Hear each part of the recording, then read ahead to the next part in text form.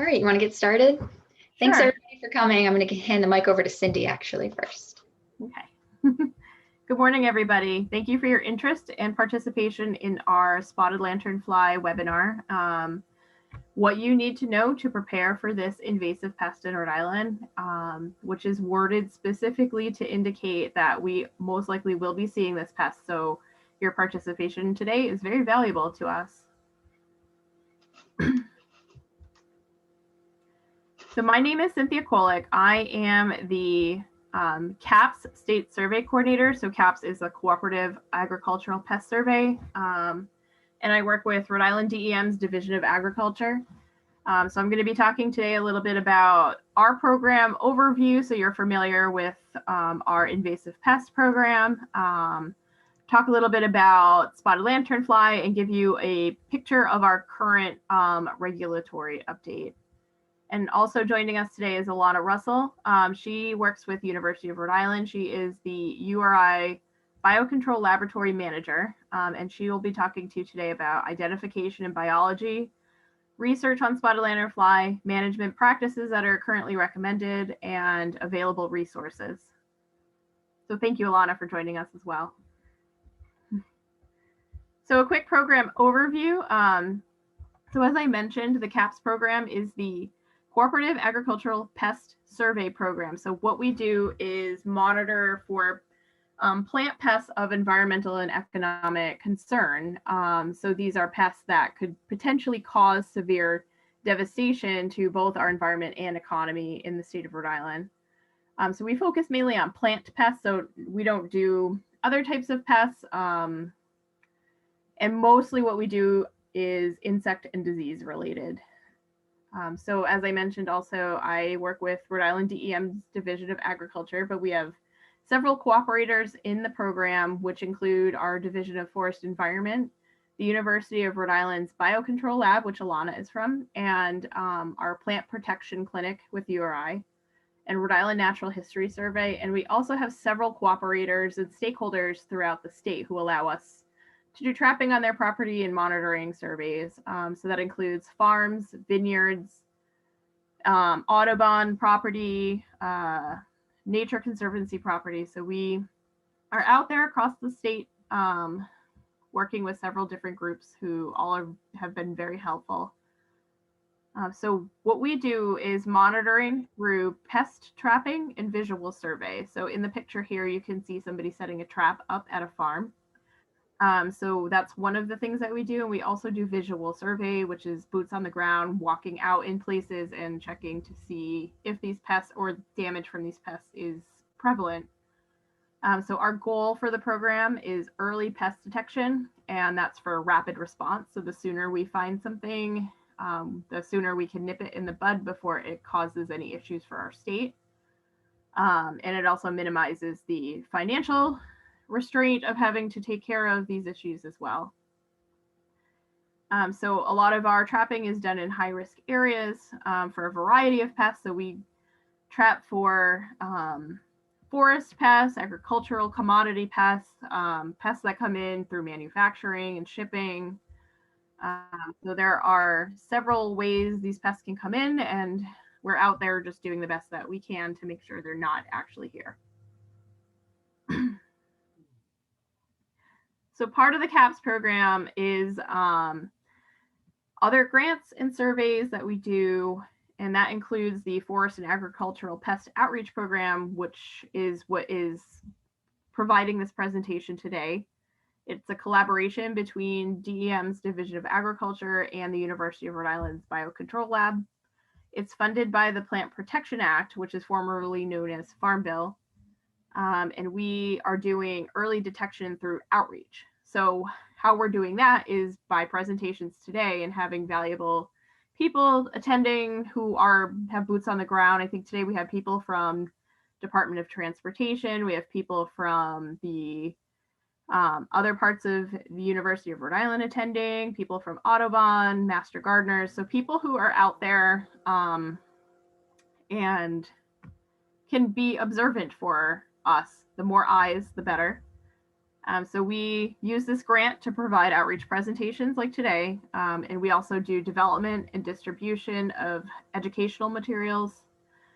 We do public organized visual surveys. So this might be incorporating groups of volunteers to go and visually survey high-risk areas.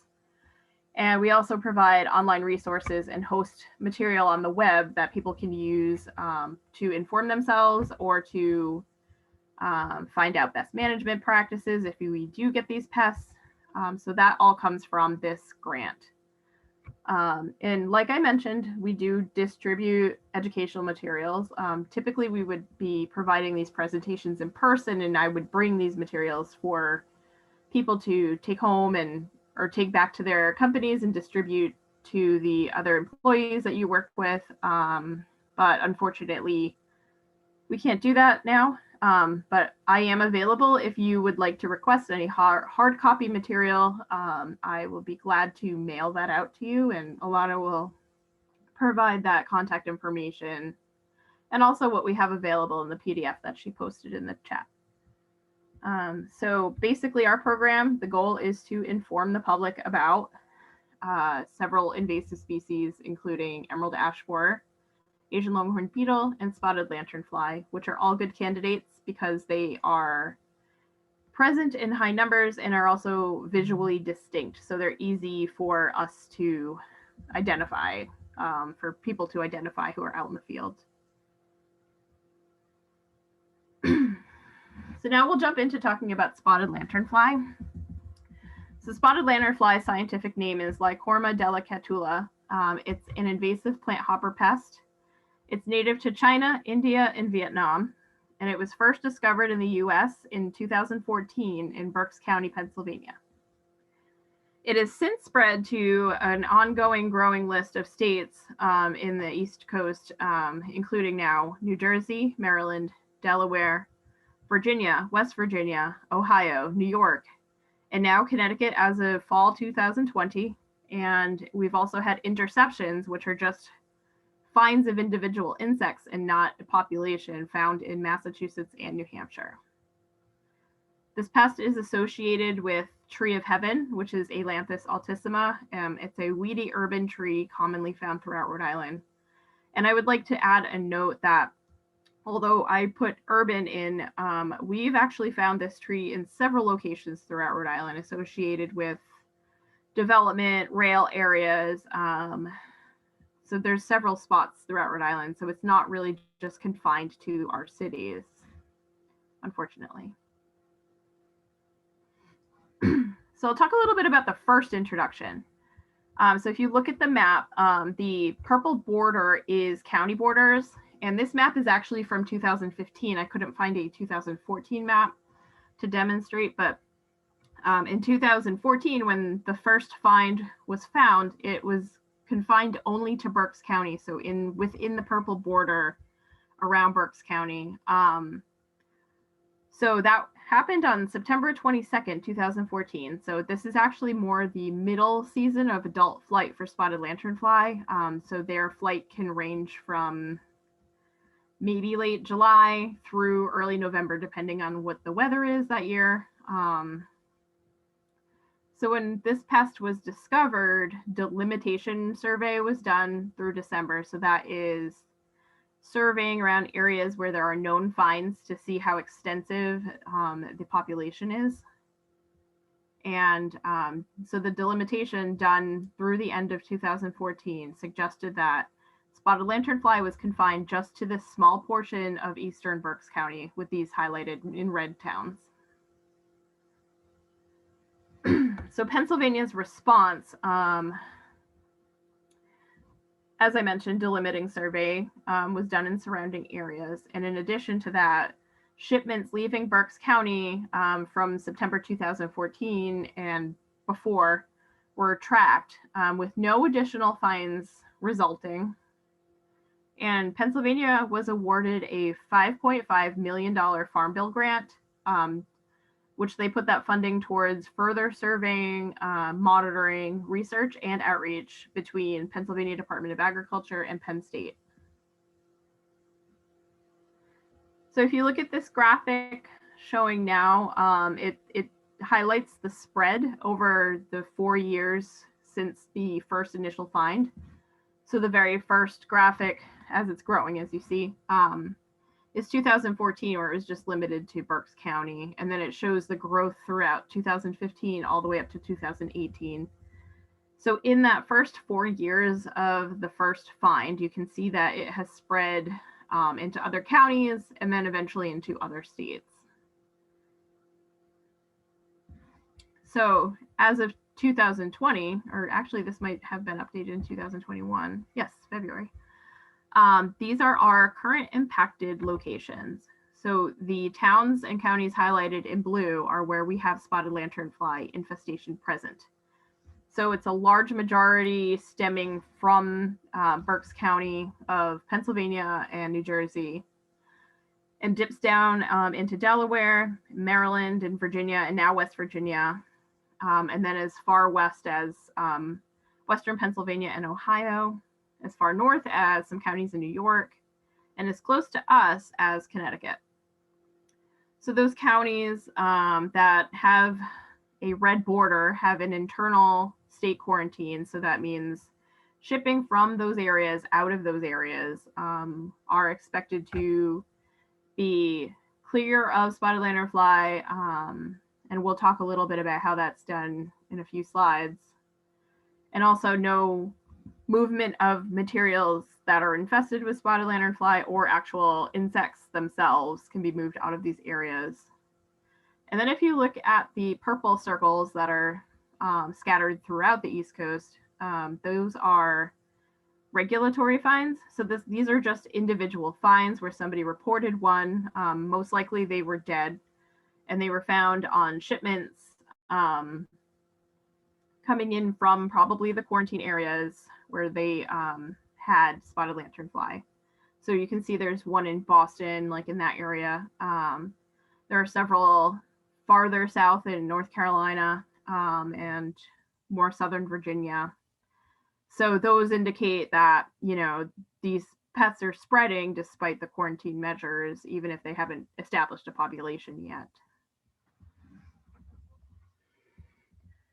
So Pennsylvania's continued response and the United States as a whole's continued response, there's no current federal quarantine available. So we do have federal quarantines in place for pests such as Asian longhorn beetle, where those USDA steps in and kind of monitors those infested areas and make sure that protocols are being followed. But right now we only have state-imposed quarantines, and those are in Pennsylvania, New Jersey, and Virginia. And those are for any materials leaving the area. Then we also have an external quarantine, and this is imposed by New York, and I think that's the only state that's doing this. And it's imposed onto infested counties in Pennsylvania, Delaware, Maryland, New Jersey, Virginia, and West Virginia for anything coming into the state. And as I kind of mentioned, we would explain further, there's a permitting system provided by Penn State, and this is for businesses shipping from these areas. So these aren't just businesses working with nursery stock or businesses working with anything just plant related. These are businesses that run the gamut from outdoor equipment, stone, any commodity that sits on a pallet outside for a long period of time. So trucks need to be checked for egg masses, and Alana will show you lots of great pictures coming up about how elusive these egg masses can be. So the permitting system basically signifies that your company is aware of the pest and how to clean ship and make sure that you don't have, and inspect for the pest to make sure you don't have them moving out of the state. And this really only pertains to the quarantine areas in Pennsylvania. I think some other states like New Jersey and Maryland have been using the Penn State permitting system, but currently it's really just confined to those areas local of Pennsylvania. So concern for Rhode Island. Hopefully I've been able to highlight so far that spotted lanternfly is spreading quickly despite all of the quarantines that states are putting in place and the control measures put in place by these impacted states. So including the permitting system, treatments being done in quarantine areas. Spotted lanternfly is still spreading. Populations multiply quickly in infested areas. If you take a look at the tree in the picture, you can see just how large a population can grow. And this is just one tree in 1 yard. So if you have an infestation, this could be a lot of trees in a small area. We've had 3 populations found in Fairfield County, Connecticut in fall of 2020. So it's definitely moving east. And that area is off 95, which heads directly to Rhode Island. And we also have high populations of its preferred host, tree of heaven. So if they do get here, they're going to have plenty to eat. And there's also the threat of economic impacts on local vineyards. So as I mentioned, you know, they do prefer tree of heaven, but they have a very wide variety of plants that they eat, including grapes. So that would really impact our local vineyards. It would impact our nursery growers as far as shipping materials, and also as far as potential damage on trees, which Alana has some great slides to show you in the future. So with that, I'm going to turn it over to Alana, and she will speak to you about biology and life cycle, current methods of management, and we'll end with some good resources. Thank you, Alana. All right, thanks, Cindy. And I just wanted to mention, I did throw a PDF in the chat box that has web links to a lot of great resources. Many of them are included in today's presentation, but there are also others in that document as well as the contact information for Cindy if you are interested in acquiring any of our hard copy outreach materials. So to start, let's talk a little bit more about the insect itself. So spotted lanternfly is not a moth as it may appear, nor is it a fly as the name suggests. Spotted lanternfly is a plant hopper, and if you want to get really technical, that's the family Fulgoridae. So spotted lanternflies feed on the sap or phloem of their host plants. You can see in the right side of the screen, the photo there, I have an arrow pointing to its mouth part. That's called a piercing sucking mouth part. And it actually uses that to pierce through the tissue of their host plants from the outside and feed and then get down to the cells of the phloem where they can feed on the sap. So the bottom photo of the screen is sort of a diagram of what the spotted lanternfly is doing while they feed.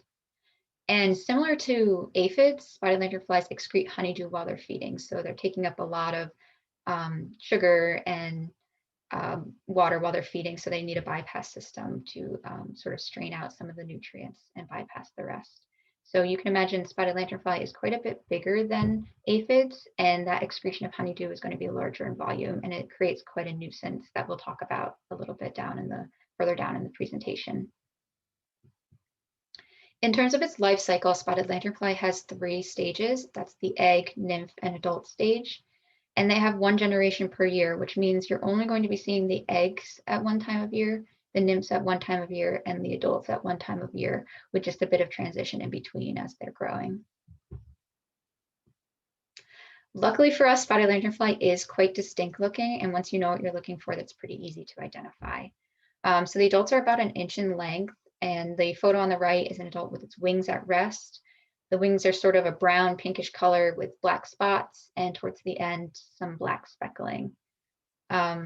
And then that bottom right photo is a lanternfly shown with its wings sort of spread out, and you can see that bright, brilliant scarlet hind wing, which is quite easy to identify it from that, but it is really important to familiarize yourself with what the lanternflies look like, both with their wings at rest and open, because it's probably more common that you would see the lanternflies in the landscape crawling up a tree or resting on a surface with their wings at rest, and you may only see a little hint of that scarlet red. So the females lay eggs in masses of 20 to 50, and they usually cover it with this with a gray, brown, putty-like substance. It's a protective covering. So you can see that photo on the left, the majority of that egg mass is covered in that protective surface, but there is a little bit, a few lines of eggs down in the lower left quadrant that are left uncovered. So you can actually see what the eggs look like there. And the photo in the center of the screen is actually a progression photo of that same egg mass. So this is following spring of that egg mass, and you can see over the winter, the protective covering has weathered a bit and it's exposed more of the eggs and sort of cracked.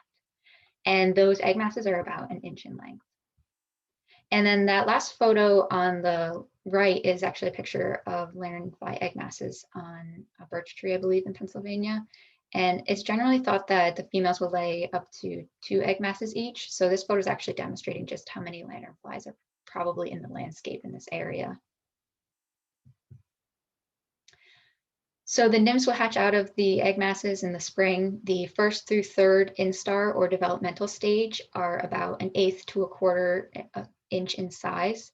And they look like that upper left photo there, where they're mostly black with white spots. As they develop into the last developmental stage or 4th instar, they turn reddish and they retain some black markings and also white spots. And they're about 1/2 inch in size at that point. And in terms of what time of year would you be seeing these life stages, the egg stage is the overwintering life stage, so it's quite a bit cold hardy. If we had spotted lanternfly in Rhode Island currently, this would be the life stage that you would see out there in the landscape currently. The nymphs will hatch out of the eggs in spring around May, and they will develop through their instars throughout June and July. Late July and early August is when you start seeing the adults emerging.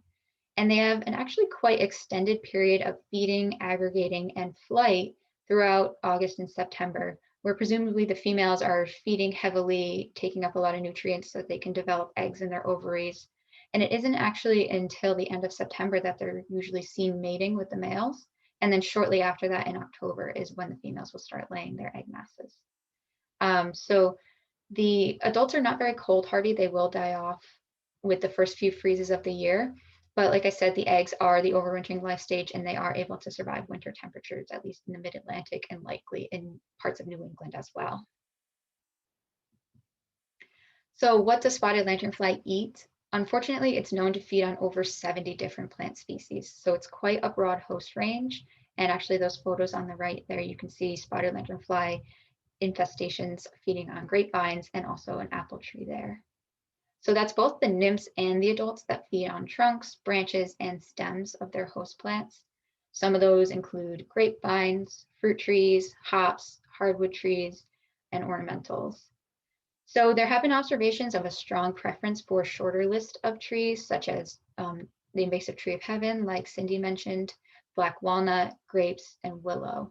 So although there is quite a broad host range, it seems like there's a more narrow list of preferred host trees, and perhaps maybe a list that are actually needed for development.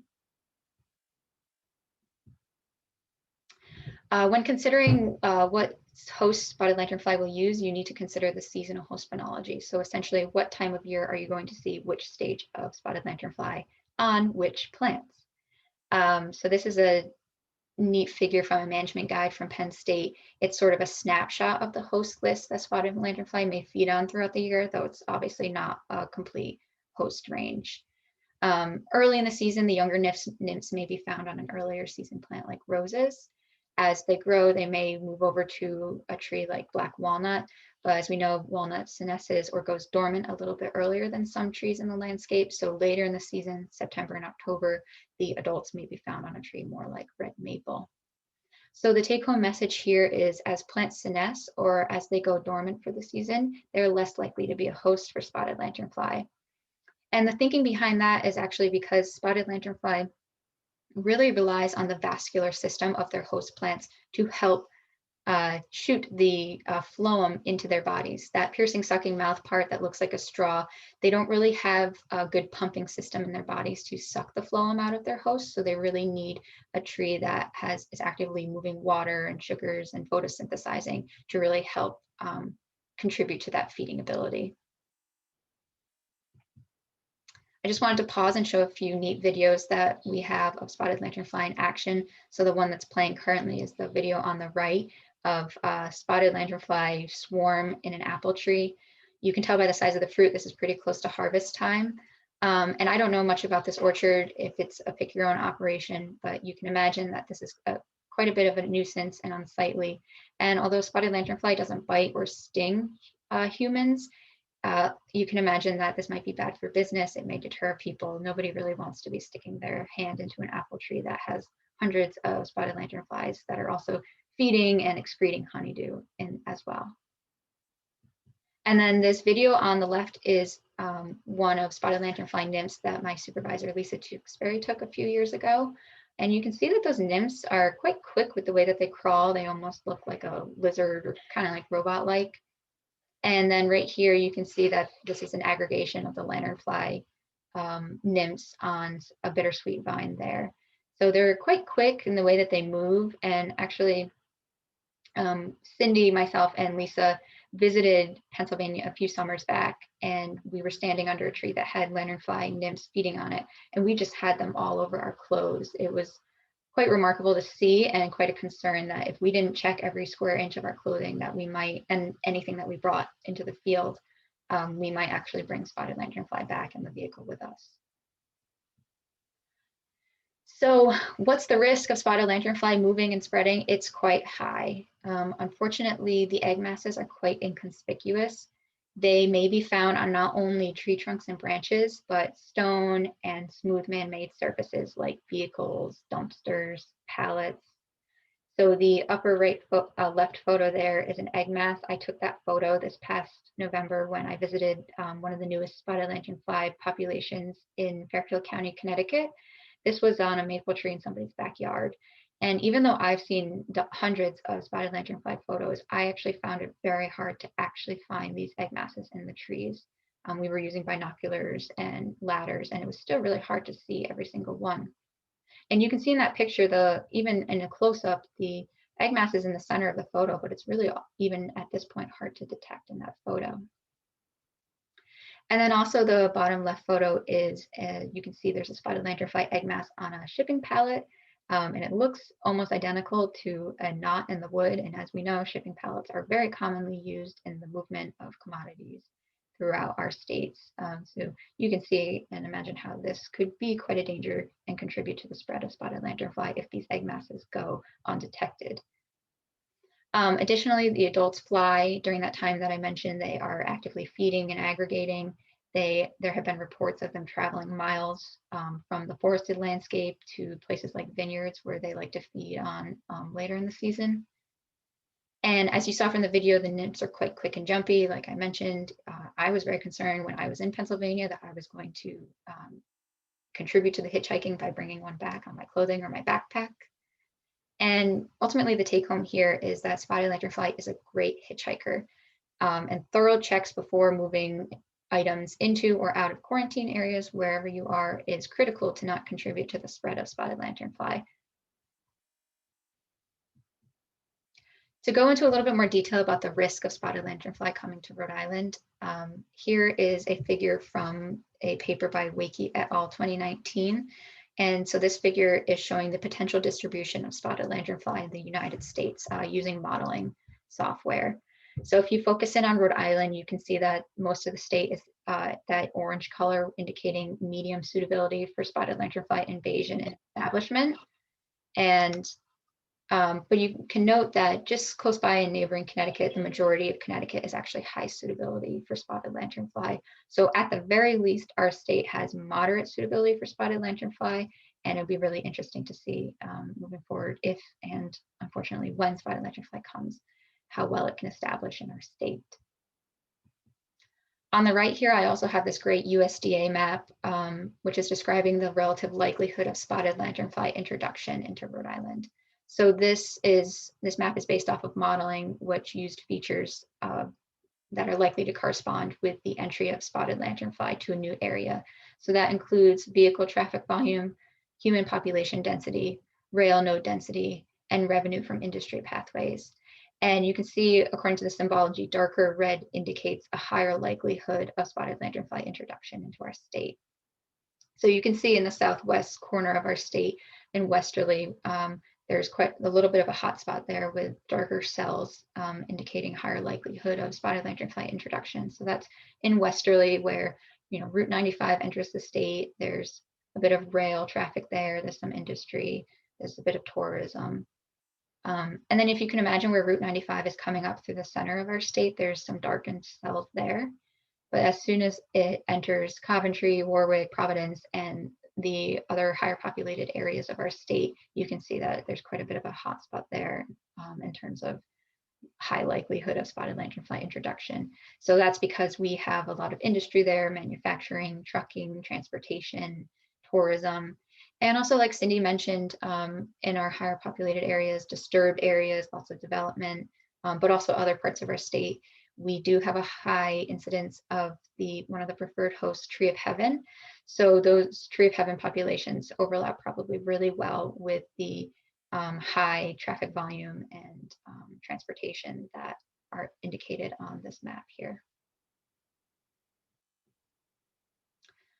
So we know the risk is high of getting spotted lanternfly. What is it actually doing? Well, spotted lanternfly impact on plants is, it's largely considered a plant stressor. So spotted lanternfly may not kill every single, or will not kill every single tree that it feeds on, but that feeding can significantly damage hosts when present in combination with other stressors. So other stressors being disease or weather.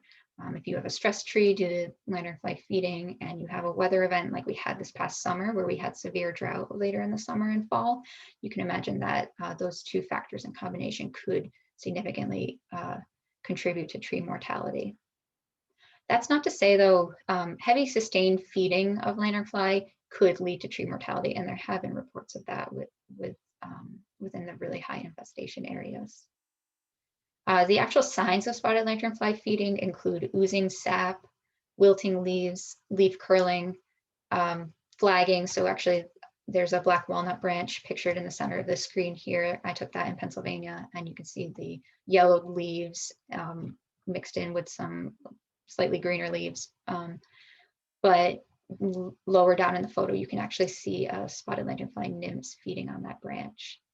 And ultimately, if there were heavy feeding, you may see canopy and tree dieback as a result of this feeding. So like I mentioned, that honeydew excretion that the lanternflies excrete, sooty mold may build up on that. And essentially, if there are lanternflies feeding in the canopy of a tree, that honeydew falling down will land on understory herbaceous plants. And if sooty mold accumulates on that, it can actually block the photosynthesis of those understory plants and may cause mortality. So that's sort of a secondary mortality event that's not necessarily related to spotted lanternfly feeding, but certainly is having an impact on the plants. How has spotted lanternfly impacted the homeowners and general public? You can imagine that the swarms of adults moving frequently from tree to tree is quite a bit of a nuisance. Homeowners have reported that they have a lanternfly swarm in their trees one day. They may want to try to contact a pest control company to mitigate those lanternflies, but when they go back the next day, the lanternflies have moved on to another tree. Like I mentioned, at certain times of the year, those adults are moving frequently, flying, aggregating, and such. Additionally, that honeydew that can rain down, the excretions can build up and attract nuisance insects such as stinging wasps, flies, and ants. That sooty mold building up on outdoor surfaces has been an issue. So in the center of this page, there's a picture of a hosta plant that has sooty mold building up, and the plant looks quite stressed. And also in the bottom right photo, you can see somebody's back porch steps covered in honeydew excretion and sooty mold, and it looks actually slippery and a bit dangerous. So essentially, it's just been very time consuming for the homeowners to check their vehicles, outdoor equipment, and just ensure that they're not further contributing to the spread of spotted lanternfly, and an added nuisance that nobody had to account for before. So the impacts that spotted lanternfly has had on the transportation and trucking industry, you can probably guess that it's largely to do with compliance issues. So it's been quite costly for these companies to ensure that they are not moving infested material into or out of the quarantine areas wherever they are. These inspections can be quite time consuming to be looking on their various trucks, vehicles, shipping containers for spotted lanternfly. And additionally, there are inspections along some of these routes conducted by the states to ensure that truckers and drivers are compliant with quarantines and are educated about it. What's happening here, though, is that you can imagine shipping containers or commodities or trucks that are sitting in the landscape in the infestation areas have a high opportunity for hitchhikers to come in and land on their, whatever it is, their shipping container, and then to be transported to another area. And that upper right photo actually is a great demonstration of how that could happen. So that truck is parked directly under a tree of heaven tree in Pennsylvania. And so if this is in the infestation area, it's almost likely that a spotted lanternfly could jump down and get into that truck, or the female could lay an egg mass somewhere on that truck that's hard to detect. And like Cindy mentioned, there is a permitting process in operation currently. So for Pennsylvania and maybe some of the neighboring states, they're using the Penn State permitting process. And that's just to educate the companies about the risk of spotted lanternfly and give them the resources to understand what they can do to slow the spread, and also ensure that they are being compliant with these quarantines. So no one's out there to get anybody in trouble, but there are fines associated with not being in compliance with the permit and quarantines. So according to the Pennsylvania Spotted Lanternfly Quarantine Order, Article 7, there could be criminal citation up to $300 per violation, and there could be civil penalty up to $20,000 per violation.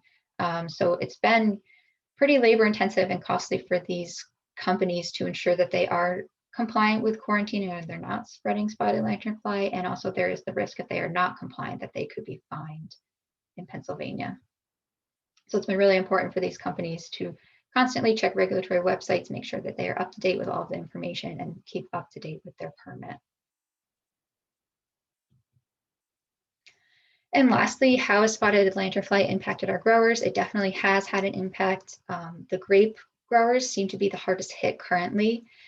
In vineyards, they have seen yield reductions of up to 80 to 90% in Pennsylvania. So that's from a year of feeding where there are established populations. So heavy feeding can stress the vines, physiologically stress them, which could result in direct death, or it could stress them just enough where they are no longer cold hardy enough to survive the winter and they suffer winter mortality. And that photo on the upper right is a photo from a vineyard in Pennsylvania where the grower took a picture. The spotted lanternfly feeding wiped out nearly all of their vineyard. So this has resulted in a threefold increase in the frequency of insecticide applications in the vineyards. So that increased cost from about $54 an acre in 2016 to about $147 an acre in 2018. So quite a bit costly and labor intensive for these grape growers. Additionally, the nursery operations have been impacted by spotted lanternfly. So largely that's issues with quarantine compliance and reducing spread. It's been pretty labor intensive for these operations to be checking their nursery stock to ensure that they aren't shipping infested material. And there have been incidents of trace forwards where infested material has been found in states that currently do not have spotted lanternfly, and they were tracked back to these nursery operations in the mid-Atlantic that did have spotted lanternfly. And additionally, there have been some reports of spotted lanternfly feeding causing some tree injury. So spotted lanternfly does seem to really like some of the ornamental trees such as maples, willow, birch. And there was, for example, a report of cankers that were observed on red maple street trees with spotted lanternfly in Pennsylvania. And when they looked further, they found the opportunistic fungal pathogen Botryopsphera, which was found infecting the trees. And that lower right photo is a picture of one of those cankers on one of the maple trees. Additionally, there have been other nuisance and compliance issues with other grower industries, such as apple growers and orchards.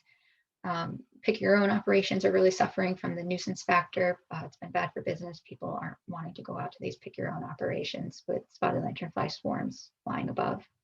And additionally, there's been a little bit of a PR meltdown with Christmas tree farmers, where people were very concerned that if they brought Christmas trees into their homes that had spotted lanternfly egg masses on them, that they were going to have nymphs hatching out in their homes, which in theory could happen, but that is a little bit of a benign event. And that PR issue in the media did probably seem to hurt the Christmas tree industry a bit. And Penn State has been working really hard to do a little bit of reconnaissance on that and outreach to help that industry. So the major take-home message here, as you can probably surmise, this is a quote that I took directly from the Penn State Extension website. If not contained, spotted lanternfly could drain Pennsylvania's economy of at least $324 million annually. So that figure comes from an analysis conducted by economists that were sponsored by the Center for Rural Pennsylvania. And they took that by summarizing direct, indirect, and induced impacts of spotted lanternfly on agriculture, forestry, and other local industries and the households as well. So $324 million is quite a big number that has had quite a bit of an impact on the Mid-Atlantic, and you can imagine that that may also have quite a bit of an impact on New England as spotted lanternfly distribution spreads closer to us. So if I could just switch gears a little bit, I'd like to talk about some of the current available management strategies that are recommended for spotted lanternfly. So these are actually specifically management strategies recommended from Pennsylvania because we don't have spotted lanternfly here in Rhode Island yet. But this will be a good snapshot of what the available mechanisms are for Pennsylvania residents and growers currently. So there are cultural and mechanical management options that includes egg scraping, tree banding, and the removal of one of the preferred host, tree of heaven. And I'll talk a little bit about the general consensus on the efficacy of each of these in a little bit. There's also chemical management options. So there are nymph and adult targeted insecticides that are labeled for use in Pennsylvania. There are also recommendations for horticultural oils that can be applied to egg masses. And lastly, there is ongoing research for biocontrol management of spotted lanternfly. So that includes 2 parasitoid and 2 fungal pathogen species that are currently being studied for release, the safety of release or application for spotted lanternfly. So the first mechanical recommendation is egg scraping. So here is essentially just removing the egg mass from whatever surface it has been deposited on. So you can use a credit card or a hard tool to scrape those egg masses from the surface. And the objective is to actually scrape and squish all of those egg masses. But it's recommended that you deposit those eggs and associate debris into a container with an alcohol solution. So that is in case you're not actually able to physically squish all of the egg masses or all of the eggs in the mass. Those eggs will land into the alcohol solution and will be killed in that manner. So this is recommended to be done from between October through July, and that's because that's when spotted lanternfly egg masses are out there in the landscape. A few things to consider about scraping egg masses. Make sure you check for uncovered eggs as well. So this photo on the right side of the screen shows a partially covered egg mass with that protective covering, but in the upper left quadrant, you can see there are some eggs that were laid that were uncovered. So you need to be removing all of those eggs in the mass. And this can be somewhat effective if it's done in teams. You can imagine if there are hundreds to thousands of lanternfly egg masses in the landscape, this might not be accomplishable for just one person to remove every single one. And it's generally thought that this may help reduce nymph populations in the spring, though it is likely that adults could reinfest the area later in the season. Like I said, they are flighted and they can travel for up to miles coming from different areas. And it's also important to consider that the egg masses could be in tree canopies. So if we are on the ground removing all the egg masses from eye level down, there could very well be just as many egg masses up in the tree canopies. And not all of us have access to bucket trucks and stuff like that. So it's likely that although visibly you can remove all the egg masses you see, there may be more out there in the landscape that you've missed.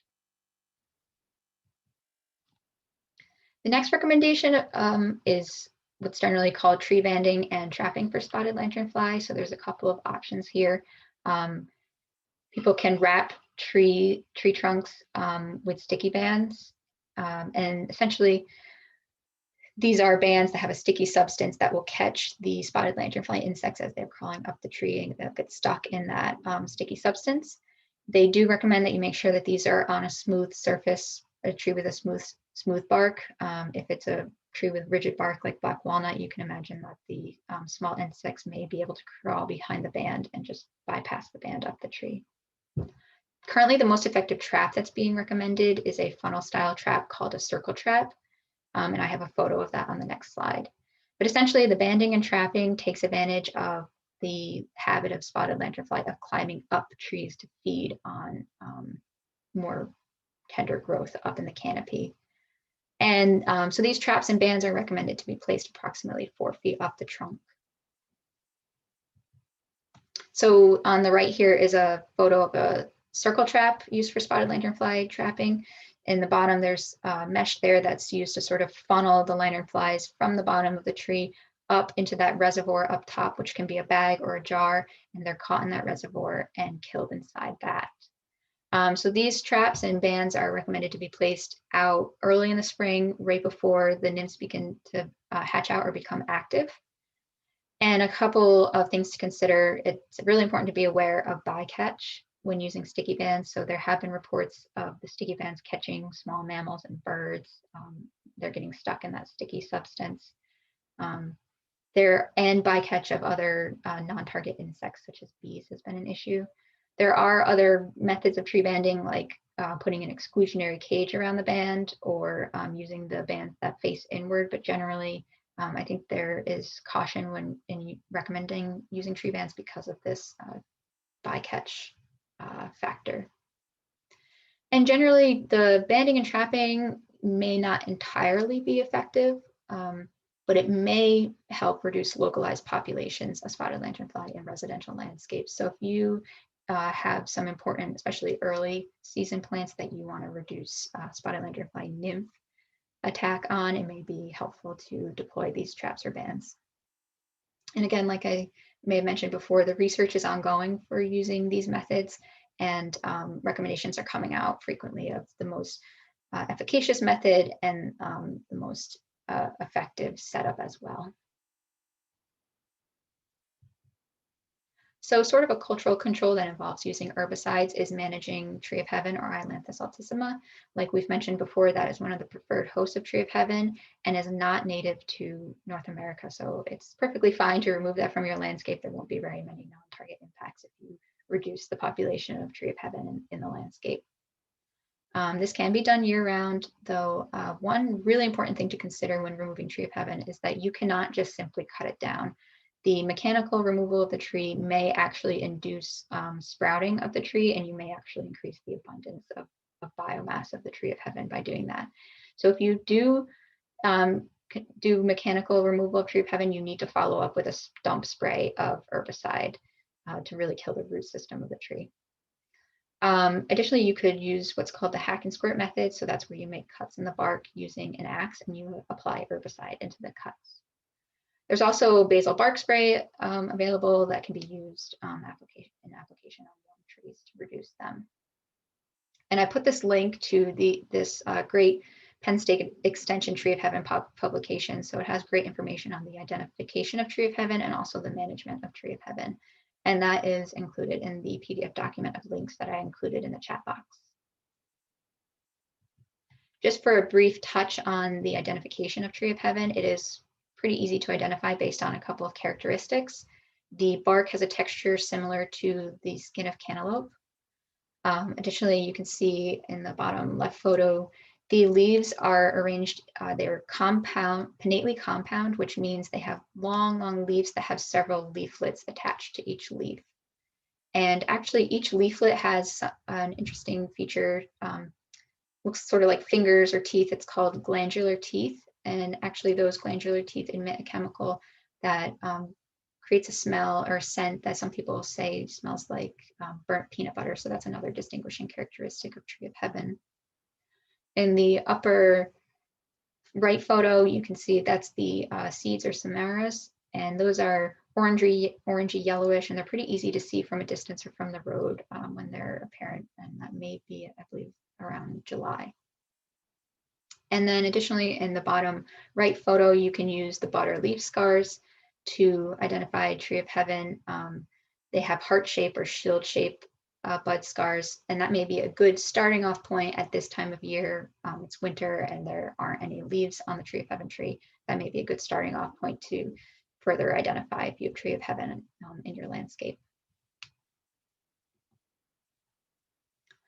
So another method of reducing managing spotted lanternfly is to use tree of heaven as what's called a trap tree. So the philosophy here is if you reduce most of the tree of heaven in a given area, so you kill back the majority of the trees, but you retain just a few, those few that you retain, you can actually apply a systemic insecticide to those trees, and those trees will take up the insecticide and distribute it throughout the rest of the tree.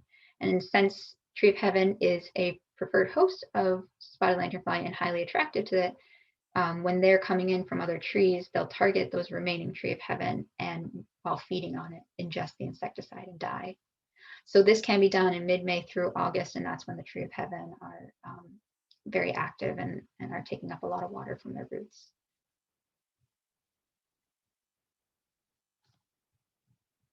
I just want to back up a little bit. I think this using tree of heaven as a trap tree is an interesting aspect to consider, especially if you are, for example, a grape grower. Like I mentioned, grapes are also a preferred host of spotted lanternfly. So instead of completely reducing the tree of heaven around your property, I personally think that it would be a good recommendation to use the trap tree method, because if you take away all of the tree of heaven in your landscape and you have grapevines, you may actually just encourage them to move over to one of their other preferred hosts. Whereas if you keep a couple of trap trees surrounding your vineyard, it may sort of act as a border or a trap to trap in the spotted lanternflies before they get to your grapevines. So in terms of available chemical control of spotted lanternfly in Pennsylvania, there are contact insecticides available. So contact insecticides kill the insects on contact, both during the application and as a result of contact with the residue following application. There's also systemic insecticides, and like I mentioned, these are insecticides that are absorbed by the plant, and when the spotted lanternfly consumes the plant, the insecticide. And while spotted lanternfly is feeding, they consume the insecticide. And that can be applied via injection, spraying, and Basil drench. So there are some really great management guides available out there, depending on if you are a grape grower or a landscape professional or even a homeowner. And I highly suggest that you check those out for further recommendations of actual products that are labeled for use in Pennsylvania, just if you're curious to see what they're actually using. And of course, if you have questions about pesticides in Rhode Island, definitely contact DEM, Department of Agriculture. So there is ongoing research being conducted on the chemical management techniques for spotted lanternfly. And I just wanted to highlight this interesting paper, which is called Characterizing the Spatial Distributions of Spotted Lanternfly in Pennsylvania Vineyards. So here the researchers looked at the distribution of spotted lanternfly on the edge of vineyards and also moving in towards the center of the vineyard. And what they found quite distinctly is that the average number of spotted lanternfly in the area were found right on the edge of the vineyard, or just slightly in a bit, about 15 meters into the vineyard. And that has really important implications in terms of management recommendations for the grape growers. And the scientists on this paper concluded that monitoring and management efforts of spotted lanternfly should be prioritized around vineyard edges, as it may significantly reduce infestations and subsequent damage. So instead of treating your whole vineyard with insecticides, it seems likely it would be just as effective to treat the edge of your vineyard, which is where the highest number of spotted lanternfly are anyway. And if you're treating the edge, you are knocking them back and preventing them from entering the center of your vineyard as well. So you can imagine how that can be more effective in terms of cost, labor, and a little bit more environmentally safe in terms of reducing insecticide applications. And then just a little bit about consideration for insecticide use in Rhode Island. The product must be registered for use in Rhode Island. It must be labeled for the intended use. Some products and application methods may not be suitable for edible plants. And the applicator must be licensed or certified if applying on property not owned by them. So again, I encourage you to contact DEM Agriculture if you have any further questions about that. And of course, if and when we have spotted lanternfly in Rhode Island, we will be approaching the subject of recommendations for insecticide application. But in general, the insecticide application can be more effective than mechanical methods for spotted lanternfly, but it also is more costly, which is why it's really important for long-term effective management techniques, which is why they need to be researched. Which brings me to bring up a bit of a research update on the biocontrol prospects of spotted lanternfly. So scientists are currently investigating the safety of a couple of different biocontrol prospects for spotted lanternfly. That is 2 parasitoid species, so 2 small wasps that attack lanternfly. Their first one is Anastatis orientalis, and those female wasps attack the eggs of spotted lanternfly. And the second one is Dryanus sinicus, which attacks the nymphs of spotted lanternfly. So actually, the upper right photo is actually a picture of a Dryanus adult. And then that center photo is a Dryanus larva attacking a spotted lanternfly nymph. And that white sac there contains the Dryanus larva. That's called a thylacium, and it's attached under the wing pad of the spotted lanternfly nymph. And essentially that wasp larva will feed on the spotted lanternfly nymph and develop. And just around the time that the wasp is fully developed, it will fully kill the spotted lanternfly and emerge. And that's how it can be used as a biocontrol method to kill and control spotted lanternfly. So URI is participating in a 4-year special commodities grant investigating the potential biocontrol for spotted lanternfly. Of course, this is a very rigorous process, and we're still researching it, and there's nothing published yet about it, but I hope we do have hopefully some promising results coming down the pipeline at some point. Additionally, there has been research on 2 naturally occurring fungal pathogens that were found in the landscape in Pennsylvania attacking spotted lanternfly. So that's Baccoa major and Beauveria bassiana. And Penn State and Cornell are actually currently testing a biopesticide spray containing Beauveria bassiana in terms of its efficacy and safety of applying it on spotted lanternfly. And that lower right photo is actually a picture of Beauveria attacking a spotted lanternfly nymph.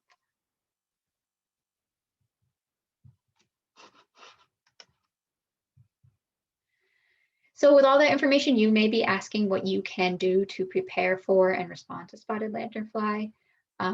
Our recommendations, really the best thing that you can do is learn how to identify the life stages of spotted lanternfly. So that's not only what each life stage looks like, but when you will be finding it out there in the landscape. We recommend that if you suspect you found a spotted lanternfly, please try to take a photo and collect a specimen. Either or is okay, and even if you aren't able to get either of that, that's okay too, but it's really best if you can collect a specimen. It's easiest for us to identify in that manner. With that information, you can go to this spotted lanternfly sighting report form, which is linked there and also included in the PDF document I sent in the chat box. That's the DEM spotted lanternfly report page, and it has a lot of great information about, you can identify where you found it. It has some pictures of spotted lanternfly for you to compare your photo to, and also some follow-up questions so that Cindy or myself can fully determine if you have found spotted lanternfly. So we are totally open if you want to email photos or questions to either of us as well, and we'll include our contact information in the end of the presentation. Also, one of the best things you can do at this point is just stay informed about spotted lanternfly, up to date. You can visit the DEM spotted lanternfly webpage or the URI Biocontrol spotted lanternfly page. And again, all these links are included in the document that I gave you. But like Cindy said, really the best method for our response is going to be early detection, because it seems likely that spotted lanternfly will come to Rhode Island, and we really need everybody out there looking for spotted lanternfly and communicating with us if they think they found it. And in terms of staying informed, I just want to mention that Penn State and some of the other extension websites out there have some really, really great information on spotted lanternfly management.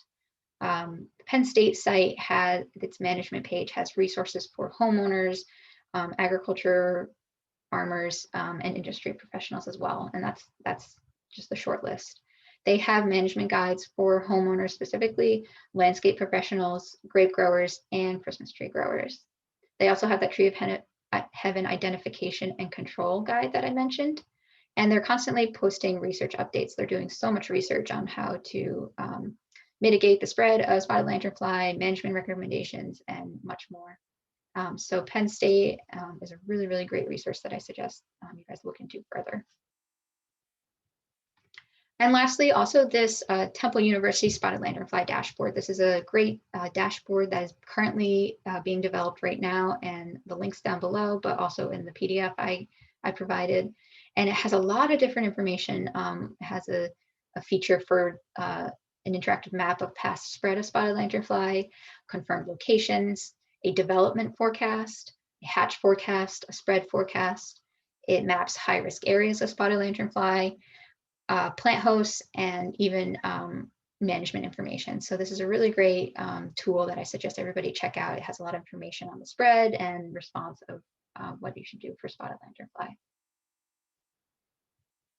And with that, I just want to say thanks for listening and helping us stop the spread of spotted lanternfly, which is boots on the ground awareness. And contact us if you have any questions or concerns, or if you think you found spotted lanternfly.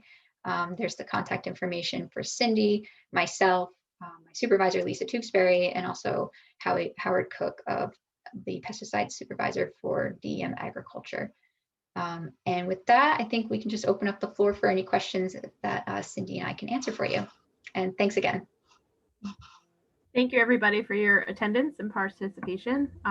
If you have any questions, feel free to pop them in the chat box, or raise your hand and unmute yourself, and we'd be happy to answer any questions. We have roughly a half hour of time.